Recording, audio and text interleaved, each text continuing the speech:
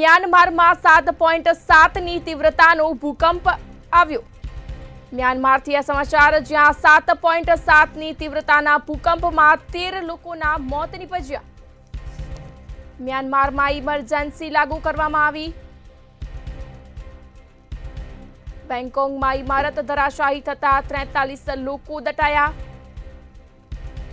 દિલ્હી એનસીઆરમાં પણ આંચકા અનુભવાયા। મ્યાનમારમાં 7.7ની તીવ્રતાનો ભૂકંપ આવ્યો। બંને દેશોને સંભવિત મદદ કરીશું તેવું પીએમ મોદીએ જણાવ્યું।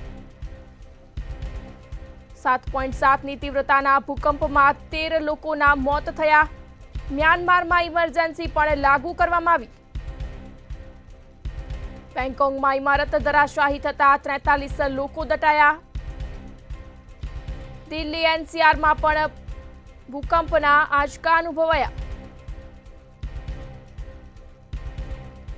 મ્યાનમારમાં 7.7ની તીવ્રતાનો ભૂકંપ, જ્યાં 7.7ની તીવ્રતાના ભૂકંપમાં 13 લોકોના મોત નીપજ્યા।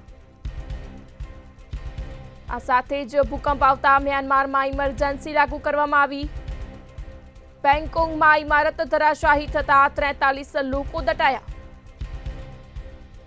દિલ્હી એનસીઆરમાં પણ આંચકા અનુભવાયા।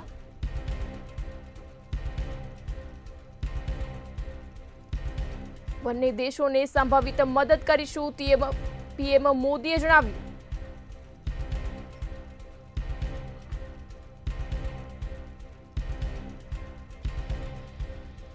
સંવાદદાતા મેહુલ દુધરેજિયા ફોન લાઈન પર જોડાયા છે।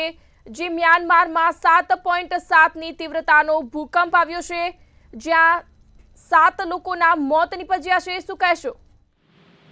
જે પ્રમાણે મ્યાનમાર અને જે થાઈલેન્ડ છે તેની અંદર 11:50 વાગ્યા જે પ્રથમ ભૂકંપ આવ્યો મ્યાનમારની અંદર, ત્યારબાદ ધરતી ધ્રુજી ચૂકી અને સાથે જે પ્રમાણે રિએક્ટર સ્કેલ ઉપર જે પ્રમાણે 7.7 તીવ્રતાનો જે પ્રથમ ભૂકંપ હતો, ત્યારબાદ 12:05 ફરી બીજો ભૂકંપનો આંચકો અનુભવાયો, જેની પણ તીવ્રતા ખૂબ જ વધારે હોવાના લીધે ખૂબ જ ગંભીર પરિણામો જે છે થાઈલેન્ડ અને બેંગકોક તેમજ મ્યાનમારના ઘણા બધા શહેરોની અંદર જોવા મળ્યા છે।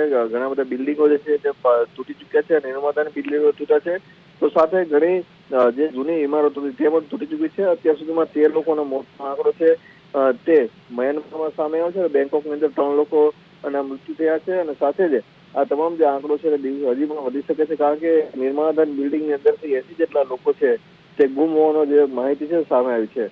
જે પ્રમાણે આ સમગ્ર માહિતી સામે આવી છે, જેની અંદર પૃથ્વીથી 10 કિલોમીટર અંદરથી આજે પેટાળમાંથી આ ભૂકંપનો રિએક્ટર સ્કેલ ઉપર માપવામાં આવ્યો છે।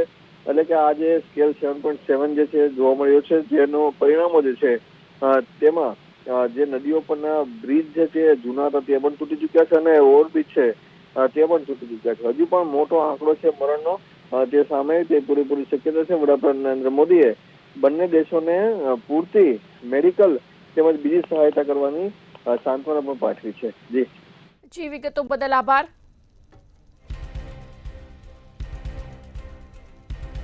મ્યાનમારથી આ સમાચાર, જ્યાં 7.7 ડિગ્રીનો ભૂકંપ અનુભવાયો। દિલ્હી એનસીઆરમાં પણ ભૂકંપના આંચકા અનુભવાયા। બંને દેશોને સંભવિત મદદ કરીશું તેવું પીએમ મોદીનું નિવેદન પણ સામે આવ્યું। 7.7ની તીવ્રતાના ભૂકંપમાં 13 લોકોના મોત નીપજ્યા।